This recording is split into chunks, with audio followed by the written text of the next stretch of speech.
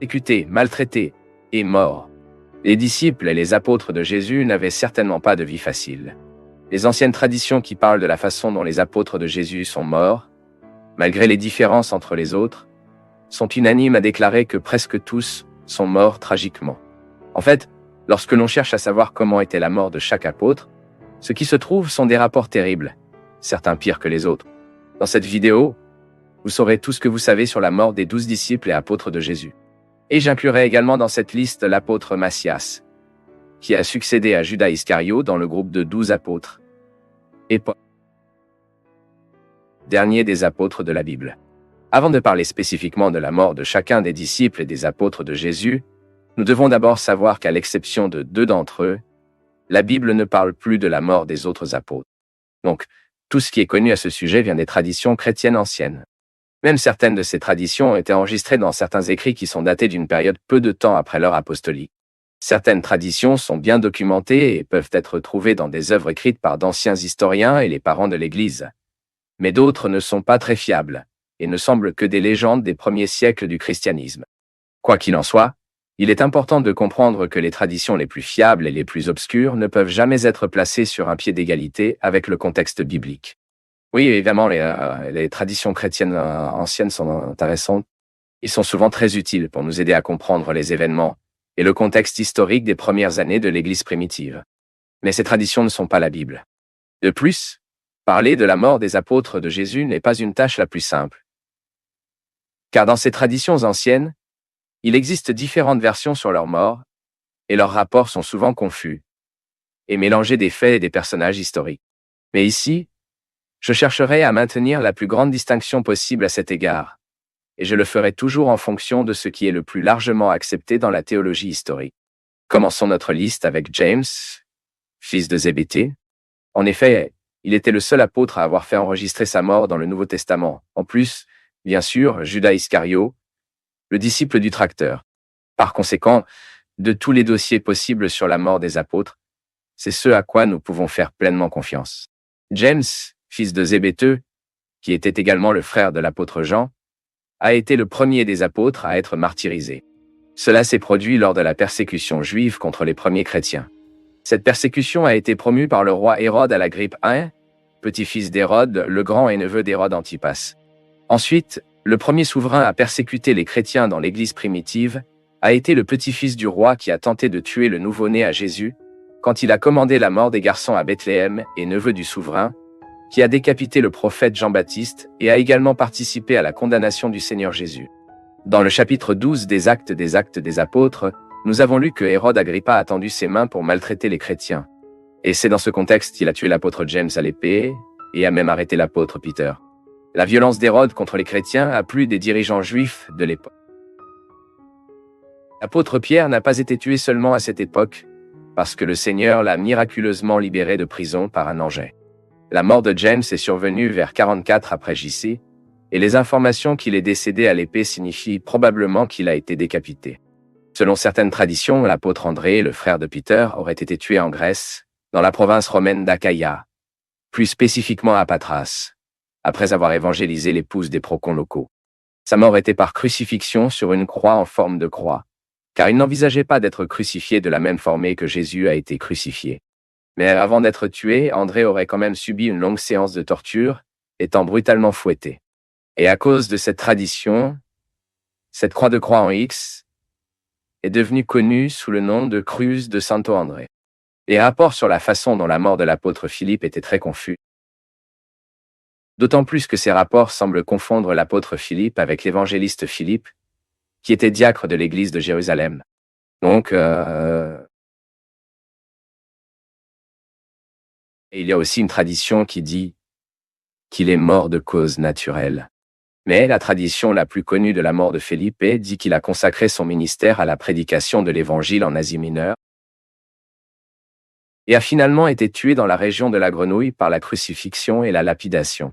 L'apôtre Bartholomew, également appelé Nathanaël, est l'un des apôtres les plus mystérieux de Jésus, car il n'y a pratiquement aucune source fiable sur sa vie après la période du ministère terrestre de Jésus. Mais certaines traditions disent qu'après avoir consacré sa vie à prêcher l'Évangile dans diverses régions, il était écorché vivant. Déjà, d'autres traditions disent que, outre l'exfoliation, Bartholomew a également été crucifié, et il y en a encore d'autres qui disent qu'il a été fouetté à mort ou décapité. Il existe de nombreuses spéculations sur la fin de la vie de l'apôtre Thomée basées sur les légendes et les traditions anciennes. Certaines de ces traditions disent que Thomas était un missionnaire dans les régions de la Syrie et de l'Inde, et que sa mort se serait produite dans le sud de l'Inde, aurait été traversée par des lances et exercée par des partisans des religions locales. Certaines traditions chrétiennes disent que Simon, le Zélo, a été martyrisé alors qu'il était déjà très avancé à l'époque de l'empereur Trajan. Mais, comme avec d'autres apôtres, il existe différentes versions sur leur mort. Certaines versions disent qu'il était crucifié, d'autres disent qu'il a été brûlé vif, et que d'autres disent qu'il a été coupé en deux avec un cérote. Selon certaines traditions, Judas au Thaddée était un grand missionnaire qui a évangélisé plusieurs régions de l'Empire romain jusqu'à ce qu'elle soit martyrisée. Bien sûr, il existe également différentes versions sur sa mort, qui disent qu'il aurait été tué avec des lance, avec des coups de club, avait fait couper la tête avec des coups de hache. Un fait intéressant est que, dans certains anciens rapports, Judas au Thaddée et Simon Zélote apparaissent liés en disant que les deux apôtres auraient été battus à mort avec des coups de hache par une foule dirigée par des prêtres païens en Mésopotamie. Matthieu était l'apôtre qui, avant de suivre Jésus, a travaillé comme percepteur d'impôts. Il existe de nombreuses versions du martyre possible de Matthieu. Et il y a même une tradition qui prétend qu'il est mort de cause naturelle. Cependant, la version la plus connue de la mort de l'apôtre Matthieu, c'est qu'il aurait été tué en Éthiopie, probablement blessé à l'épée. Il y a beaucoup de confusion quant à la mort de l'apôtre James, fils d'Alphée, également appelé James, le plus petit taille. Même certaines traditions traditionnelles confondent ce James avec James qui a écrit l'une des épîtres du Nouveau Testament. Mais compte tenu des traditions qui distinguent James, fils d'Alphée, de tout autre caractère biblique du même nom, il y a d'anciens rapports selon lesquels il aurait prêché l'Évangile dans une partie de l'Égypte et a été tué dans cette région par la crucifixion.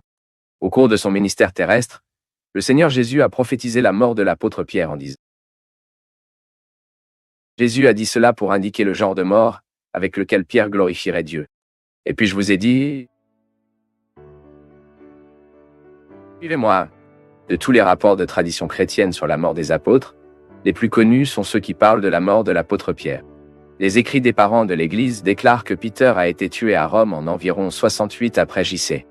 Sous la persécution promue par l'empereur Néron, même l'apôtre Pedro aurait été tué dans un endroit connu sous le nom de Nero Circus. Selon la tradition, puis il a demandé aux Romains de le crucifier à l'envers, Jean était le dernier des apôtres du Seigneur Jésus à mourir. Selon la tradition, il aurait été très persécuté et torturé. Même il y a un ancien récit qu'il aurait été lancé dans un chaudron d'huile bouillonnant, mais miraculeusement ne mourut pas. Et puis John aurait été exilé sur l'île de Patmos, où il a finalement reçu les révélations enregistrées dans le livre de l'Apocalypse. Puis, après la mort de l'empereur Domitien, John aurait été libéré de l'île de Patmos et est allé à Éphèse, où il serait mort de cause naturelle avec un âge très avancé. Judas Iscario a été le premier du groupe des 12 disciples à mourir. Mais contrairement aux autres, il n'était pas martyrisé à cause du nom de Jésus. Au contraire, c'est lui qui a trahi le Seigneur. Et après avoir trahi Jésus, le remettant à 30 pièces d'argent, Judas Iscario a tenté de rendre les pièces aux prêtres, mais ils ont refusé de les accepter. Et Matthieu a écrit qu'après ce moment, Judas Iscario est sorti pour se pendre.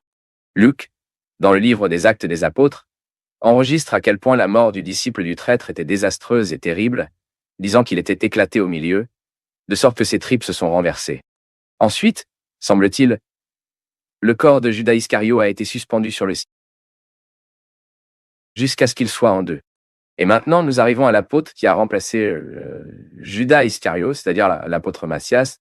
Certaines traditions affirment qu'il était missionnaire en Éthiopie, puis s'est rendu dans la région du Caucase, où il aurait été crucifié. D'autres traditions disent qu'il a été tué en Judée, quand il a été décapité par les Juifs, et d'autres disent qu'il est mort de cause naturelle avec l'âge très avancé dans la ville de Jérusalem. Et enfin, nous pouvons parler de la mort de Paul. Paul n'appartenait pas au groupe des 12, mais il a été choisi par son propre Christ, ressuscité pour être son apôtre des gentils. Comme la tradition de la mort de l'apôtre Pierre, la tradition de la mort de Paul est considérée comme fiable. Selon les archives, Paul est décédé décapité à Rome au temps de l'empereur Néron, c'est-à-dire environ 67 après J.C., au cours de la même persécution qui a conduit l'apôtre Peter au martyre. La deuxième lettre de Paul à Timothée dépeint ses derniers instants avant d'être martyrisé. Et face à tous ces rapports, Il est possible de dire que beaucoup plus important et significatif que de savoir comment les apôtres de Jésus sont morts, de comprendre qu'ils ont consacré leur jour à la cause de l'Évangile. Vraiment, ils étaient des disciples du Christ. Souvent, pendant votre ministère terrestre, le Seigneur Jésus a parlé du prix du discipulat, et ces hommes étaient prêts à payer ce prix. Ils ont échangé leur bien-être et ont abandonné leur propre vie non pas pour que leur nom soit connu dans l'histoire, mais que le nom de Jésus-Christ soit exalté dans toutes les tribus, langues et nations. L'Évangile est venu vers nous aujourd'hui parce que le Seigneur a choisi, formé et a envoyé ces hommes qui n'avaient pas leur vie aussi précieuse à leurs propres yeux. Maintenant, écrivez dans les commentaires si vous saviez déjà comment les apôtres de Jésus sont morts.